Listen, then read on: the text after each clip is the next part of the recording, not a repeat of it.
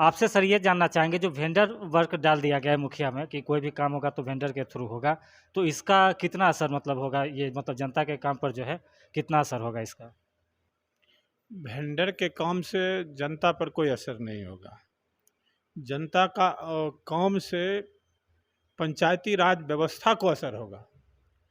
अब क्या होती है कि जो काम हम करने जा रहे हैं, वहाँ जो लेबर काम करते हैं वो बहुत गरीब होते हैं। उनको 2 से 4 दिन 5 दिन में राशि की ज़रूरत होती है। अब कोई योजना ऐसी है जो 15 दिन 20 दिन महीनों लगती है। अब हम उस काम के समाप्ति के बाद उनके खाता में राशि भेजेंगे। अभी आपने सुना मुरारी बाबू बोल रहे थे, तो अगर 2 से 4 महीने के बाद उस गरीब को राशि मिलेगा तो सीधा सीधा उसका शोषण है। जिनको खाने का उपाय नहीं है वो मजदूरी करने आते हैं, कुदाल चलाते हैं, सीमेंट का गाढ़ा मसाला बनाते हैं और उनकी मजदूरी हम 2 से 4 महीनों में दे रहे हैं। ये तो बहुत जघन्य अपराध है और ये जघन्य अपराध हमसे हमारी सरकार, बिहार सरकार करा रही है। ऐसा नियम पॉलिसी बनाई है कि किसी भी काम को हम सुचारू रूप से नहीं कर सकते हैं। आम जनता को काम से मतलब है, लेकिन कठिनाइयां हैं कि हमें मजदूर नहीं मिल पाती है। हम जो मजदूरी अभी सरकार की ओर से तय है वो मिल नहीं पाता है। अब मनरेगा का ही ले लीजिए, मनरेगा में 1 अप्रैल के बाद से 228 रुपया प्रतिदिन मजदूरी किया है। नियमतः 14 दिन के बाद उसको राशि मिल जानी चाहिए, लेकिन मनरेगा जैसे महत्वपूर्ण योजना का भी हमारी सरकार इसको दबाने का काम, इसको समाप्त करने का काम करने के लिए कोशिश कर रही है और 15 दिन के बदले 3 महीने, 1.5 महीने, 2 महीने में मजदूरियां दे रही हैं।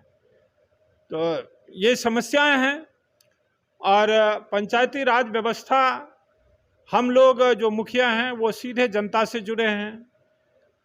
खास करके हमारी ज़रूरत गरीब जनता को होती है। उनकी आशा रहती है कि मुखिया जी हमें राशन कार्ड दिलाएंगे, मुखिया जी हमें इंदिरा आवास दिलाएंगे। हमको याद है कि 2001 में जो भी आवासीय जाति प्रमाण बनते थे उनमें भी मुखिया जी का अनुशंसा होता था। सरकार वहीं से इनके अधिकार का हनन करना प्रारंभ किया और आरटीपीएस लागू किया कि बहुत जल्द हम आवासीय जाति एक निर्धारित समय में बना कर देंगे। लेकिन अभी हो क्या रहा है, जो समय निर्धारित है उससे 20 से 25 दिन बाद में जाकर उनको आवासीय जाति प्रमाण पत्र मिल रही है। तो यहीं से उनका अधिकार हनन करने का प्रक्रिया शुरू किया। दूसरा, आवास योजना के लिए आवास सहायक को बहाल किया, यह कहते हुए कि इसमें पारदर्शिता लाएंगे और तेजी से आवास मिलेगा। लेकिन अभी क्या हो रहा है, पारदर्शिता का सवाल ही मत कीजिए और जो घुसखोरी की समस्या है अत्यधिक हो गई। साथ ही साथ वाजिब लोगों को नहीं मिलके गैरवाजिब लोगों को आवास मिलने लगा। ये प्रक्रियाएं हैं, सरकार धीरे धीरे हनन कर रही है। एक उदाहरण आपने अभी हमारे अध्यक्ष जी ने, मुरारी बाबू ने बताया, हम जो भी मुखिया लोग पंचायत सरकार भवन बना रहे थे तो वो 1 करोड़ 34 लाख 16 लाख 8 लाख ऐसा ही एस्टिमेट था। और जैसे ही सरकार मुखिया जी से हटा के दूसरे एजेंसियों को देने की बात की तो वही सरकार भवन का जो स्क्वायर फीट है, स्क्वायर मीटर है, उसी की प्राकलन सीधे दोगुना हो जाती है। ये क्या दर्शाना आप चाहते हैं? इस तरह ही हमारे यहाँ जो नल जल योजना थी, हमारे वार्ड सदस्य वो 15 लाख के नीचे करा रहे थे, लेकिन उसको जब पीएचडी में दिया गया तो वो 45 लाख 54 लाख और 65 लाख में हुई है। ये क्या है? ये क्या दर्शा रहा है? आपकी मानसिकता खास, आप जिसको लुटेरा कह रहे हैं मुखिया को, वो आपके एक हिस्से में 45 लाख में आप कर रहे हैं, आप तीसरे में हिस्से में वो नल जल कर रहा है, लेकिन आप 45 लाख में कर रहे हैं। ये तो जनता को सोचने की सवाल है ना, जो कौन लूट रहा है। मुखिया लूट रहे हैं कि आपकी एजेंसी लूट रही है, या आपकी एजेंसी के माध्यम से आप बिहार सरकार लूट रहे हैं? 1992 में जो हमारे यहाँ पंचायत अधिनियम लागू हुई थी, वहाँ से एक थोड़ी सी गड़बड़ी हुई कि इसको समवर्ती सूची में डाल दिया गया, वहीं से ये गड़बड़ी हुई। अब हमारा शोषण भारत सरकार और बिहार सरकार दोनों कर रहे हैं। ग्राम सभा को सशक्त किया जाए, हमारी मांग है। और जो ग्राम सभा, अब सवाल एक चीज उठता है, आप उदाहरण हमारे समझिए।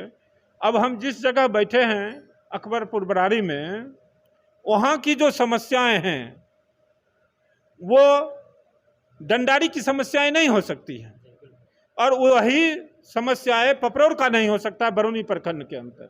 सब जगह की समस्याएं अलग हैं।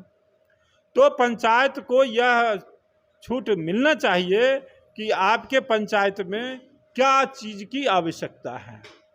अभी जो 15वीं में टाइड अनटाइड जीपीडीपी के माध्यम से लगाया गया है, सरकार के जो दिशा निर्देश हैं उसके पालन करने के बाद एक भी राशि बचती नहीं है जो मुखिया जी किसी जगह रोड या नाला का निर्माण करा दें।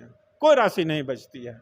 उसको अगर हम लोग सीधे सीधे अगर सरकार की जो दिशा निर्देश है, ये करना है, ये करना है, वो सब करने के बाद कोई राशि नहीं बचती है। इसका उदाहरण 4 तारीख को जो जिले में लोहिया स्वच्छता मिशन के लिए बैठक हुई थी, वहाँ खुद डीएम साहब ने बताया कि अब कोई राशि ही नहीं बचती है अगर आप इसको अक्षरतः पालन करेंगे तो। ये समस्याएं हैं, और इन सबों के लेकर हम जिला संयोजक प्रतिनिधि हमारे जो अभी अध्यक्ष महोदय मोहम्मद हसन साहब ने ये घोषणा किया है शामों की धरती से कि 16 तारीख को हम जिला मुख्यालय पर एक विशाल धरना देंगे। 1 दिवसीय मेरा धरना होगा। हम आपके माध्यम से जिले के तमाम मुखिया जी से आग्रह करेंगे कि उस धरना में आएं और अपनी आवाज़ को एक गर्जना के साथ बुलंद करते हुए अपनी मांगों को रखें। अगर वो नहीं मानेंगे तो फिर आप में हनुमान जी की शक्ति है। अब अगला जो हम लोग धरना रखेंगे, हम विधायक को घेराबंदी करेंगे, हम एमपी को घेरेंगे, और हम इसी तरह आप तमाम लोगों को जाते जाते हो सकता है मुख्यमंत्री को भी घेरने का काम करेंगे। हमारी चरणबद्ध आंदोलन होगा, हम बैठने वाले नहीं हैं, हम आगे बढ़ेंगे। इसी शब्दों के साथ मैं अपनी बात को समाप्त करता हूं और शामों की इस धरती को प्रणाम करता हूं। जय हिंद।